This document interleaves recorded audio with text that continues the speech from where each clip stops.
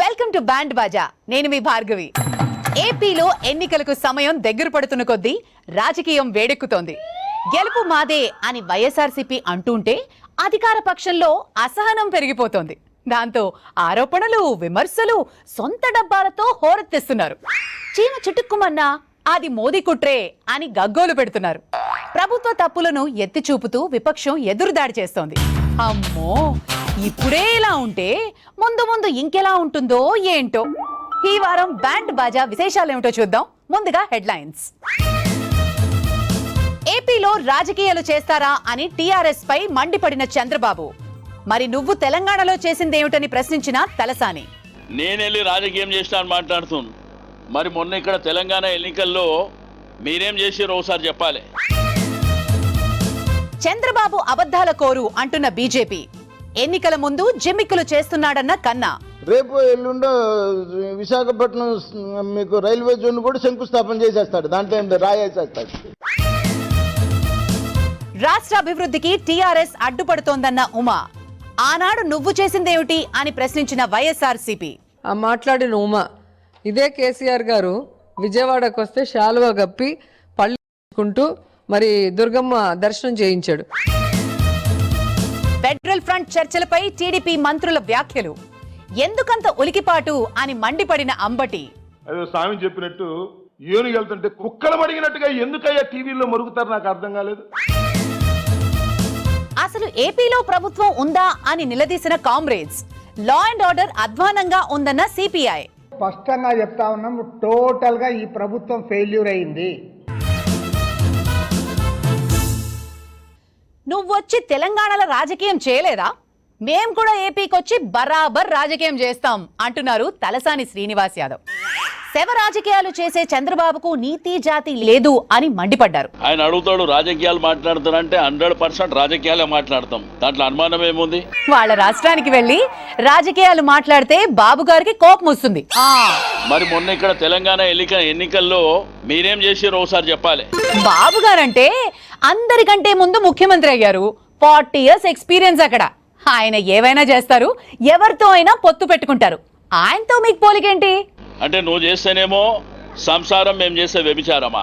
అంతేగా అంతేగా. హరికృష్ణ నీ బామ్మడిది చనిపోతే ఆ శవం దగ్గర కూడా రాజకీయాలు మాట్లాడినటువంటి నీచమైన సంస్కృతి మీది. అది అలా ఉంచండి. మీరందరూ కలిసి ఆయనకు అడ్డుపడుతున్నారంట. ఏపీనంట బాగా ఆయన డెవలప్మెంట్ చేస్తున్న సుందరాంగుడు మేమేదో అడ్డుకుంటున్నామంట. మరి ఎందుకు అడ్డుకుంటున్నారు సార్ మీరు? సిగ్గు లేదా నువ్వు ముఖ్యమంత్రిగా ఉండి ఆ మాటలు మాట్లాడడానికి? అలా మాట్లాడడానికి సిగ్గు లేకపోవడానికి ఏమిటి సార్ సంబంధం? సింగపూర్ ని తలదన్నే రాజధానిని నిర్మించడానికి ఆయన ఎంత కష్టపడుతున్నారో తెలుసా మీకు? అమరావతి భూములు నా అందమైన ముఖాన్ని చూసి 33,000 ఎకరాలు ఇచ్చిన అన్నటువంటి మీరు అక్కడ రియల్ ఎస్టేట్ ఎందుకు చేస్తుంది నీ గవర్నమెంట్ చెప్పవలసినటువంటి అవసరం ఉన్నది. ఆ రియల్ ఎస్టేట్ బిజినెస్ వ్యవహారం అలా ఉంచండి. కేటీఆర్, వైఎస్ జగన్ చర్చల వెనకాల మోదీ కుట్ర ఉందంటున్నారు టీడీపీ మంత్రులు. మీరేమంటారు సార్? అక్కడ ఉన్నటువంటి దద్దమ్మ మంత్రులు మాట్లాడుతున్నారు ఇది మోడీ గారి కుట్ర అని చెప్పేసి. నేనేమంటా అంటే మనుషుల నీడ చూసే భయపడేటువంటి మీకు భయమా? బాబుకా? సిబిఐ, ఐటీ, ఈడీ, ఎన్ఐఏకి తప్ప ఆయన ఎవరికీ భయపడరు తెలుసా? 4 సంవత్సరాల 9 మాసాలు దాటిపోయినా కానీ ఇప్పటి వరకు అమరావతి ఎందుకు కట్టలేదో మీరు చెప్పవలసినటువంటి అవసరం ఉన్నది. మోడీ మోసం చేశారు అని చెప్తున్నారు, అందుకే కాంగ్రెస్ తో చేతులు కలిపారు.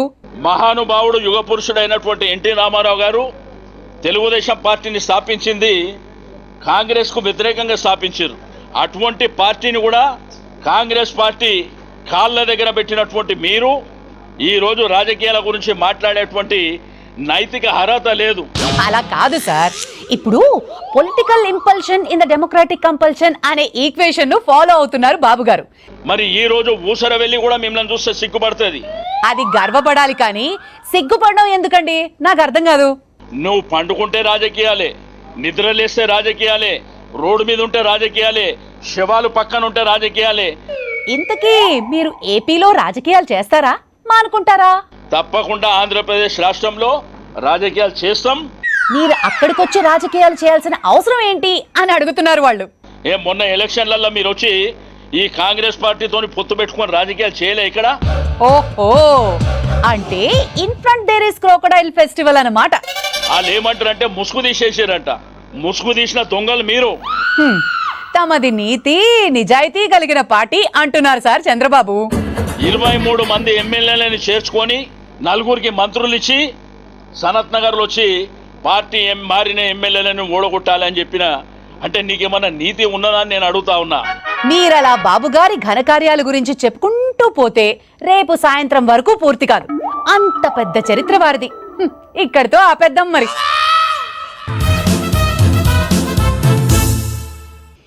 ఎన్నికలొచ్చాయని చంద్రబాబు వరుసగా శంకుస్థాపనలు చేసుకుంటూ పోతున్నారని విమర్శించారు బీజేపీ అధ్యక్షుడు కన్నా లక్ష్మీనారాయణ. నేను చెప్పిన వారితోనే ఎవరైనా పొత్తు పెట్టుకోవాలని ఒక జీవో ఇచ్చినా ఇస్తాడని అన్నారు. సార్, బీజేపీ, కేసీఆర్, వైఎస్ఆర్సీపీ కలిసిపోయారని టీడీపీ నాయకులు ఆరోపిస్తున్నారు సార్. మీరేమంటారు? నిన్నగాక మొన్న తెలంగాణలో ఎన్నికలు జరిగినాయి. మేము కేసీఆర్ పోటీ చేసుకున్నావా? లేదు. అయినా బీజేపీ, టీఆర్ఎస్ ఒకటే అంటున్నారు బాబు గారు. తల్లి కాంగ్రెస్, పిల్ల కాంగ్రెస్కు ఓటేస్తే తల్లి కాంగ్రెస్కు ఓటేసిన, దోహం చేసిన తల్లి కాంగ్రెస్కు ఓటేసినట్టే. అందుకని పిల్ల కాంగ్రెస్కు ఓటేయబాకండి అని చెప్పాడా చంద్రబాబు నాయుడు? అవును, చెప్పాడు.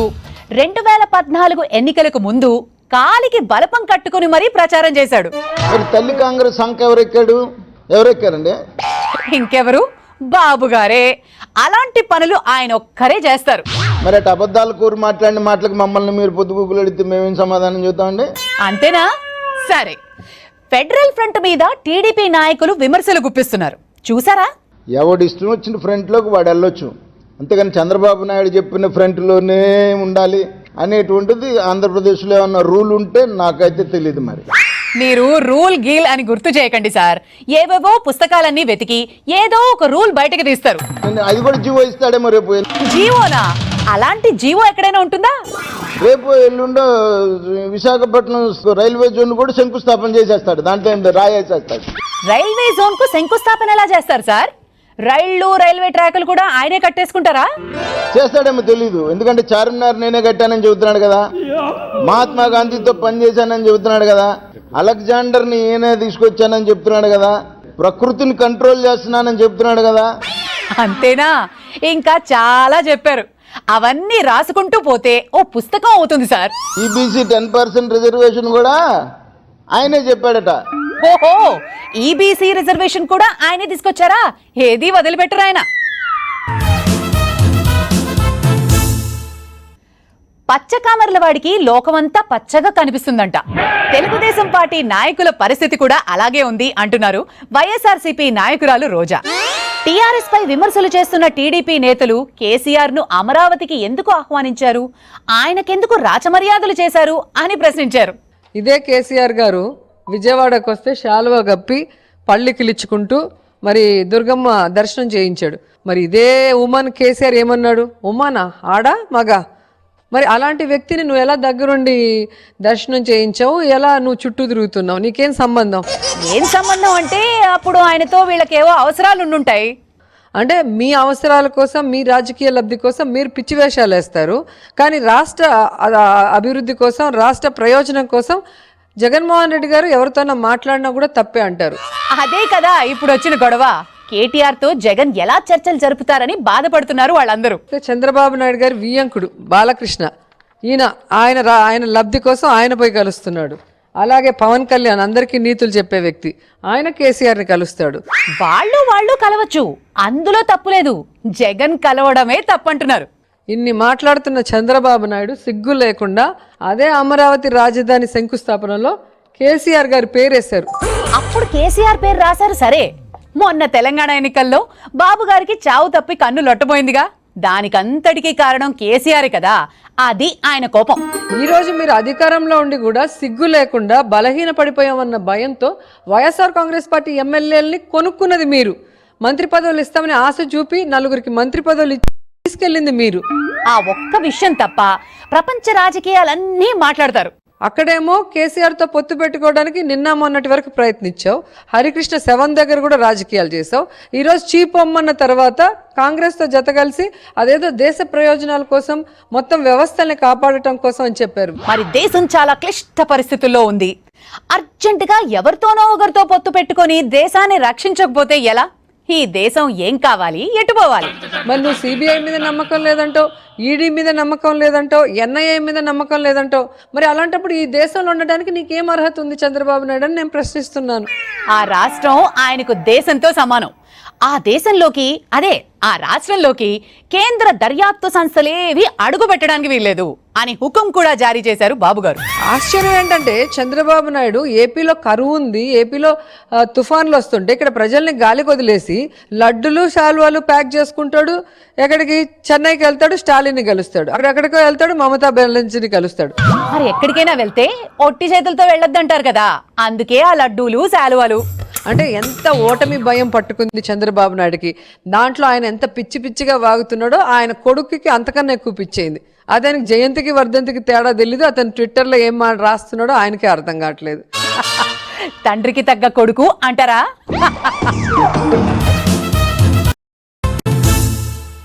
బ్యాండ్ బాజాలో ఇప్పుడు ఒక షార్ట్ బ్రేక్.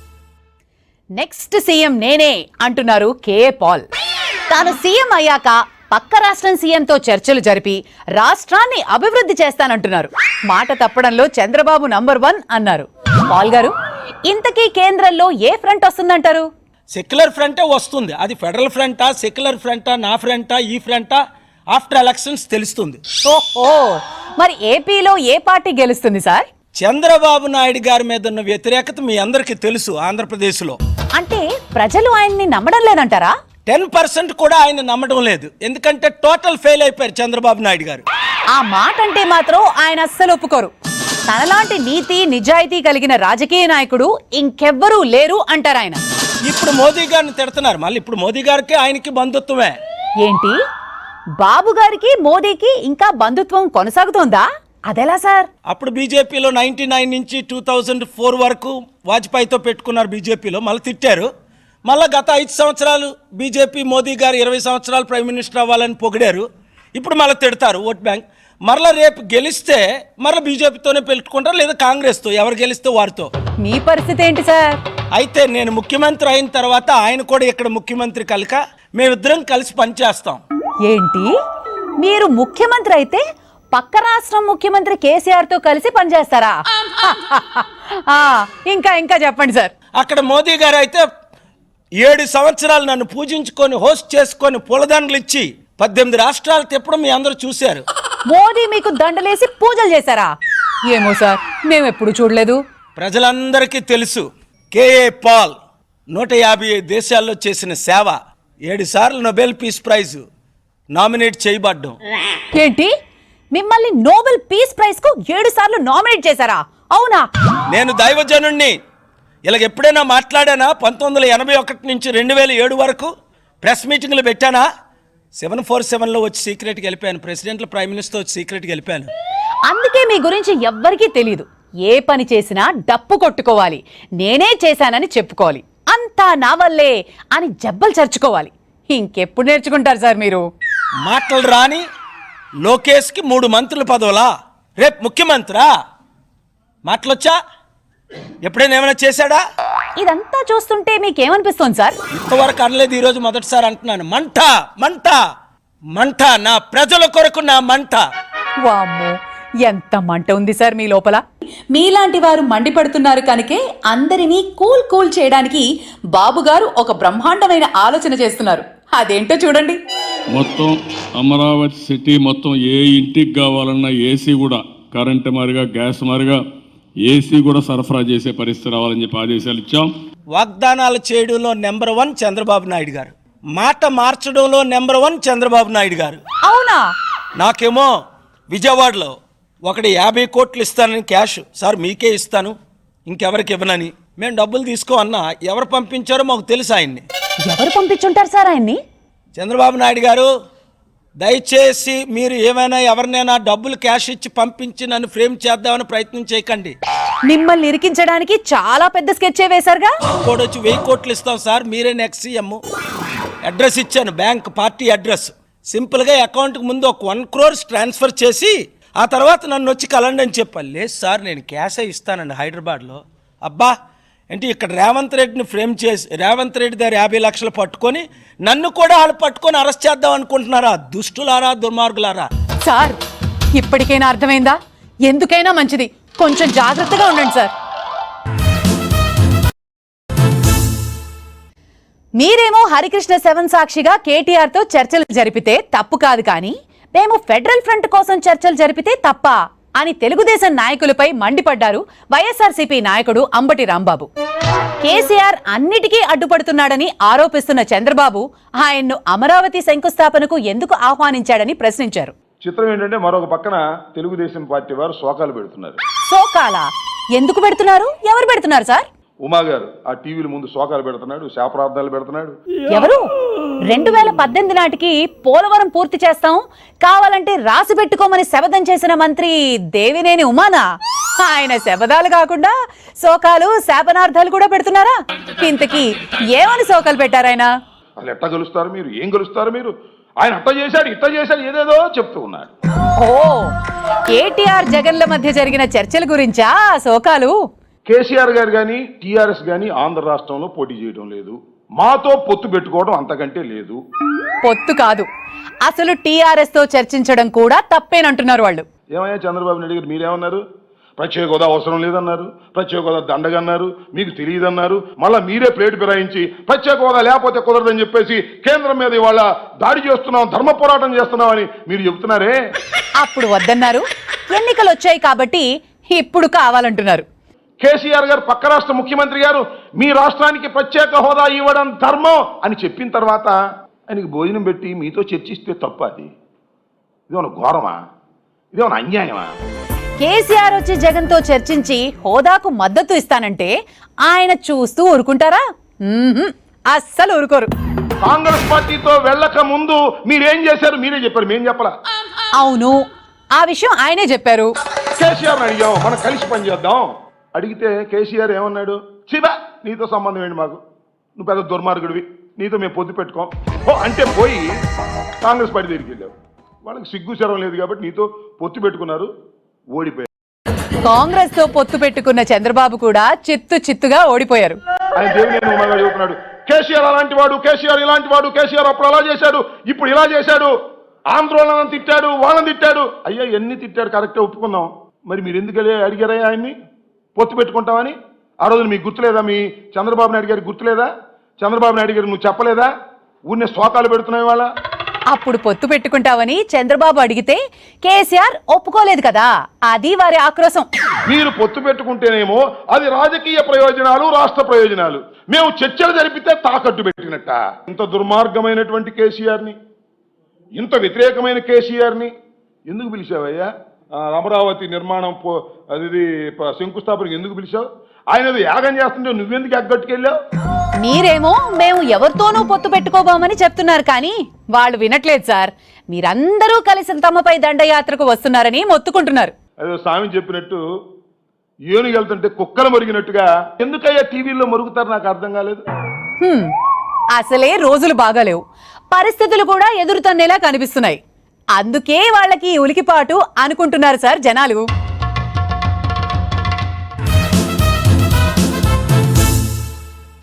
అసలు రాష్ట్రంలో ప్రభుత్వం ఉందా, ఏది, ఎక్కడ అని ప్రశ్నిస్తున్నారు సిపిఐ రాష్ట్ర కార్యదర్శి రామకృష్ణ.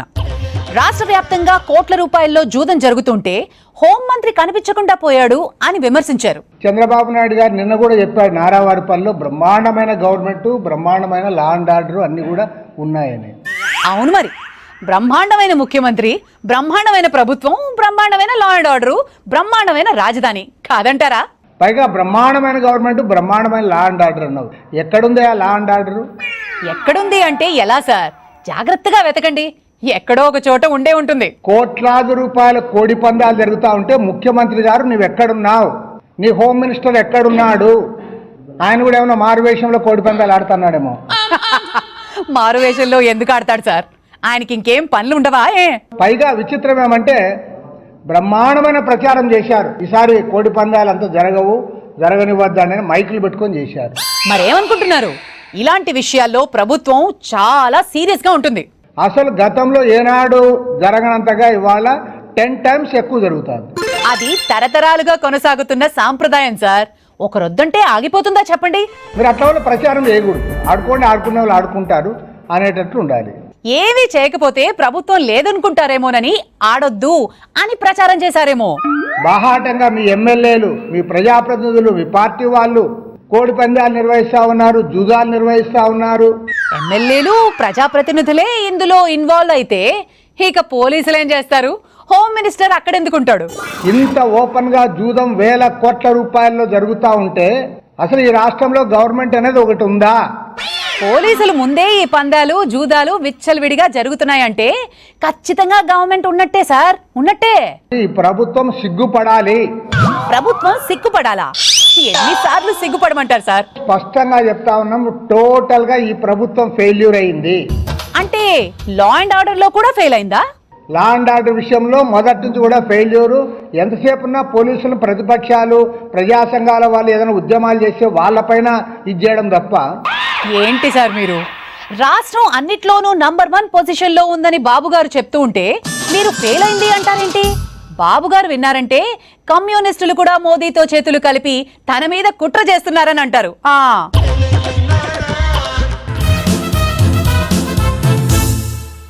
ఇది ఇవాల్టి పొలిటికల్ తమాషా బ్యాండ్ బాజా. మరో ఇంట్రెస్టింగ్ ఎపిసోడ్ లో మళ్ళీ కలుసుకుందాం. Until then stay tune to Sakshi.